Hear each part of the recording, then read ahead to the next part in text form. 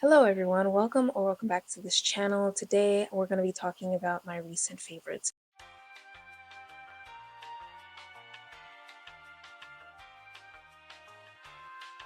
There's quite a lot of stuff that I want to get through, so let's get started. First up, we're going to be talking about music. Throughout the fall, I was listening to a lot of Midnight Trust, cartoons, Something to Give to Each Other by Troye Sivan, Talk Saxy by Rise. That song, I'm pretty sure they put crack in it because that song is so addictive. It's so good. What did they put in that song? It is such a good song. When I first heard the preview, I wasn't too sure about the saxophone because I was like, that's not really an instrument that I hear a lot, nor is it one that I really like listening to, but the way that they used it in this song, chef's kiss. Rima's EP Ravage, On My Youth by Wavy, which is their second full-length album, so fucking good. This is by far their best project. Chill Kill by Red Velvet, Heaven Knows by Pink Pantheress. No one does bedroom pop quite like Pink Pantheress. I think I have maybe one or two songs that I'm not really into, but like the rest, banger after banger after banger after banger. It's unreal. Dean finally put out a song last year in preparation for an upcoming album. I think it was supposed to come out last year or earlier this year. I'm not too sure about the progression of that, if that's still happening. Hopefully it is, fingers crossed. But I was listening religiously to Die For You, and the fact that he won an award for the one song that he put out last year is insane. Like, he's such a talented artist. Anything that he touches is just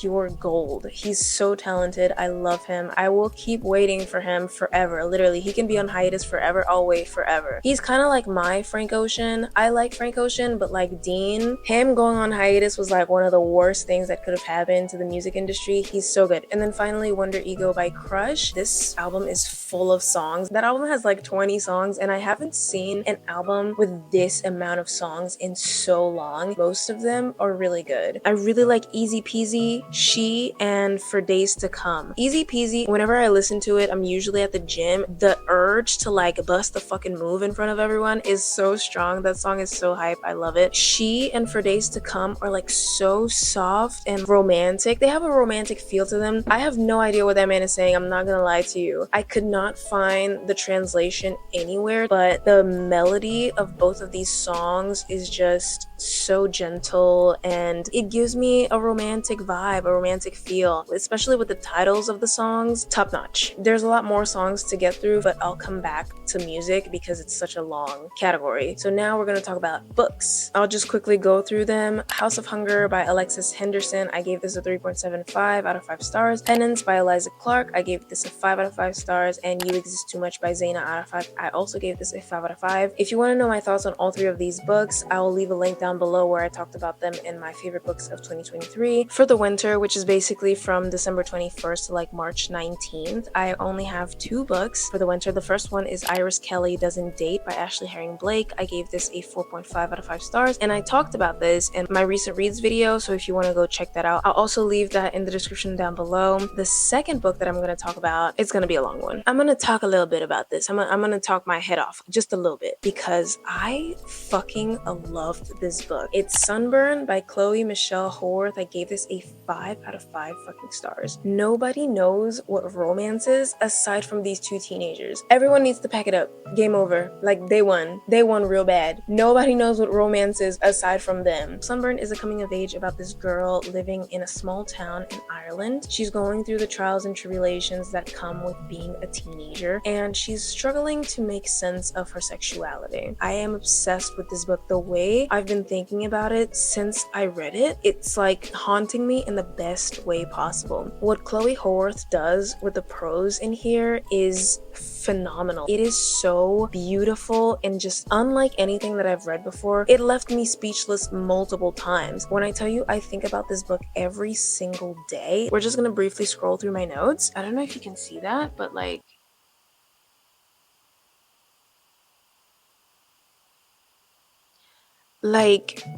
yeah, I had a lot to say. And this isn't even all of it. I started making a quotes page this year within my notes for each book.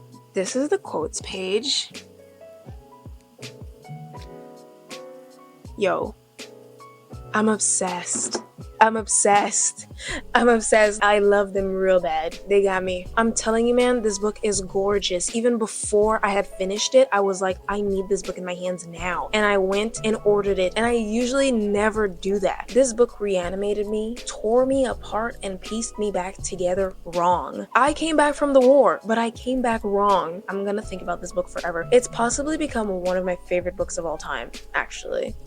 Whoa. So the reoccurring themes in this are youth, friendship, queerness, religious guilt, repression, parental neglect, and briefly gender identity. This isn't a trans book. I don't want anybody to go into this thinking that they're gonna find something in there that's not. The main character, Lucy, is a girl. She's just a bit of a tomboy. It's very brief. It's not front and center at all. And the only reason I noticed it is because I was like, we see each other. Speaking of, Lucy and I were like this. When I tell you we were connected, like when she was happy, I was happy. When she was going through it, when she was in the trenches, so was I. And it was fucking terrible. Oh my God, it was fucking miserable. I cannot tell you how miserable I was when she was miserable. And sometimes, oh my God, ooh, she pissed me off so bad. But I love her down. Like, that's my girl. Like, that's my girl. This book seriously reminded me why I love reading so much. I know a lot of people get annoyed by people that keep reading books and they're like 3 stars, 2 stars, 1 star, whatever. But like, honestly, for me, because I read such a variety of books and I read so many different things from different genres, different age groups, I just go through a lot of bad or mediocre, just like lukewarm books. But when I find that gem, it is the best feeling ever. It did remind me why I love reading, why I love literature, why I love character work, storylines, just becoming a part of something that's not even real. Do you know what I mean? Oh my God. Please read this book. Like, if anything about it, anything that I've said sounds interesting, please read it.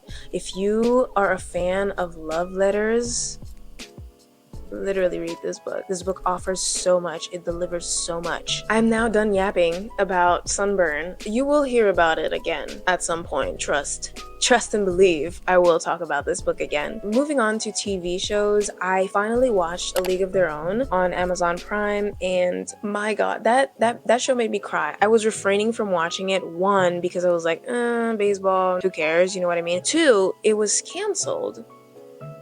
And I still watched it. I need to stop watching TV shows that were canceled, but I loved it. It was so heartwarming. The found family, the camaraderie, it was top notch. All of it. Loved it. I love Abby Jacobson. I feel like anything that she's in is bound to be funny. It's bound to have some heart, and it's bound to probably make you cry. The second TV show is The Boys. I did bite the bullet and start watching it, but I still haven't started season 4. I'm fucking obsessed with Victoria Newman. Don't get me started. Let's move on to movies. I've been watching a lot of Ghibli movies and rewatching a lot of them because I've been forcing my little sister to get acquainted with Ghibli, and I've been really enjoying all the movies. And I finally watched Stand By Me, that movie from the 1980s with River Phoenix. Also, such a good, heartwarming movie. It's just so heartfelt, but also bittersweet. And I also forced my sisters and my cousins to watch this movie with me. So I watched it twice. Saltburn. I enjoyed it for what it was, and I also loved the cinematography. The Holdovers I watched in January. At the beginning of the film, I was like, what is this? Even in the middle of it, I was like, okay, are we gonna get somewhere? And then towards the end, it just wrapped up really beautifully. I love when movies do that, or like stories in general, where you're not really sure where it's going throughout the entirety of it practically, and then in the end, it kind of wraps everything up beautifully, and you're like, wow. You feel complete, like you feel like there was a journey had, and now you understand the reason for the journey. How to Blow Up a Pipeline. I'm pretty sure this is an indie movie, and I haven't heard many people talk about this. This is a phenomenal movie. If you haven't seen it yet, please check it out. It's on Hulu, so if you have Hulu, you can go watch it there. And if you don't, babes, there are ways and avenues, okay? And then the last movie is Crooklyn. This is a Spike Lee original. I feel like people don't make original films anymore. Every time I see a film, it's like based on the novel of... Anyways, that's another conversation. not the point. Crooklyn, also kind of like the holdovers where throughout the entire movie it's like, what is going on? Because it's like a slice of life. It's just a period of time that you're seeing these characters in, and you're like, well, what's the point? And then towards the end, it's like the point is careening towards you, and you're like, wait, no, I actually don't want the point. It's too sad and too sudden, and I thought we were here for a good time. I also do recommend it. The little girl, the main character, what was her name? Troy. The little girl that plays Troy, oh my gosh, such a good actress. I have 2 games that I want to mention. The first one is Mario Wonder. I bought it back in December, I think, and I've been playing it since then, and I'm still playing it just because at first when I started it, I missed that type of Mario game, like a Super Smash Brother. So I was going through the worlds, but I've kind of slowed down a bit just to savor it and make it last longer. I love the updates. I love the different characters and all of the changes that they made and the upgrades as well. If you're a Mario fan and you've been maybe wondering if it's worth it, it's definitely worth it. You should get it. And then another one is Palia, which is a game that I got for free on the Nintendo eShop. I randomly stumbled on it in December. I was looking through the Nintendo shop and I was like, I'm not gonna find anything good here. And then I found it. This sounds kind of interesting. Maybe I should check it out. So I downloaded it and then I loved it. And then I played it for a month straight. I was obsessed with it. The only downside is that it takes so much memory. I've had to delete a lot of data from my Switch in order to make space for it. So that's the only downside. And it's like a continuous game. You know, it's like The Sims or like a farming game. So you never really complete the game. There's just always quests and always stuff to do. You have like a farm, you have a house, you have villagers that you can talk to. So it's not a game to finish. So I can't finish the game and then delete it. So that's unfortunate. But yeah, I would say that's the only major downside. It takes a lot of space. But I definitely recommend you checking it out. If you like Fortnite in terms of the animation with all the shooting and the battles and the competitions. If you also like Animal Crossing, it's kind of like that as well. You can fish, you can hunt, you can cook. There's a lot of stuff. I did make an Instagram reel of it. I'll put a preview up here maybe if I want to, or I'll just put the link to the post in the description and you can go check that out. Going back to music, these are the songs that I was listening to through the winter. Submissive 2 by Destin Conrad. I didn't like the first one that he put out. For some reason, I don't know, the songs just weren't, they didn't sound that good to me. I'm gonna go back and listen to them again to see if I really don't like them. I think I only like maybe 2 songs out of that album, but the second one, top notch. If I Lie and Life Been Lifing, top 2. Talking to the Wind plus Wherever You Are by Umi, and then Wherever You Are featuring V of BTS. Smoke and Mirrors by Leo Waters. The Heart Defense by Keenan Lonsdale. I really like Belong to You for some reason. It just tickles something in my brain and it's very pleasing to me. Nightwalker by 10. Finally, we got 10 solo. The music video is so good. The dance break, ooh.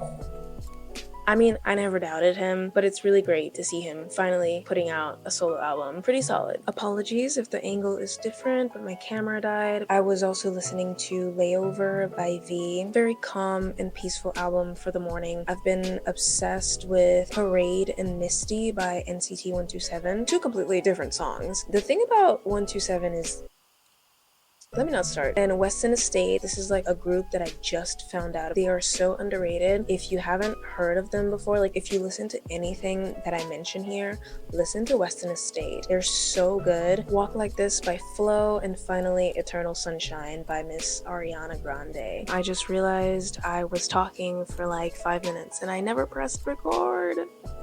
It's so fun and my battery's dying. I love it. I love it. I love it. I love it. Anyways, next category is gonna be really quick. It's fashion. I have 2 pieces that I want to show y'all, and the first one is this button up, and you might say, oh my god, a button up, so exciting, but it's backless. Whoa, cute, fashion, love it. The only downside to this is that it is so long. It's awkwardly long that it's hard to style. If you have any style tips, please let me know. Otherwise, I honestly might just crop it at my waist so that I don't even need to like tuck anything in. The final piece that I want to show y'all is this bright cobalt blue corduroy jacket that I got from Urban Outfitters. It is so cool. I'm obsessed with corduroy. It just looks so good. The back says BDG denim with like a BDG logo. It has an inscription that says pursue your happiness, and it says Philadelphia at the bottom. I'm not from Philadelphia, nor do I know anybody from there, nor have I ever been there, but this jacket eats so bad. Okay, so last and final category are miscellaneous things. I only have 2 things to mention. First one is this room freshener that I got from Target. It's Mrs. Mayer's Clean Day. The scent is peony. This smells so good. It smells very flowery and fresh, and it also smells like spring. It smells really good. The last thing is this chair. It is such a cool chair. I love sitting in it. The first few days I actually took a nap on it because it was that comfortable. Alright, there we have it, friends. These are all of my fall and winter favorites. That's it for this video, and I will see you all in my next one. Bye! Also, don't forget, read Sunburn, read Sunburn, read Sunburn. I'm trying to hypnotize you here. Read Sunburn. Read it. Read it. Read it.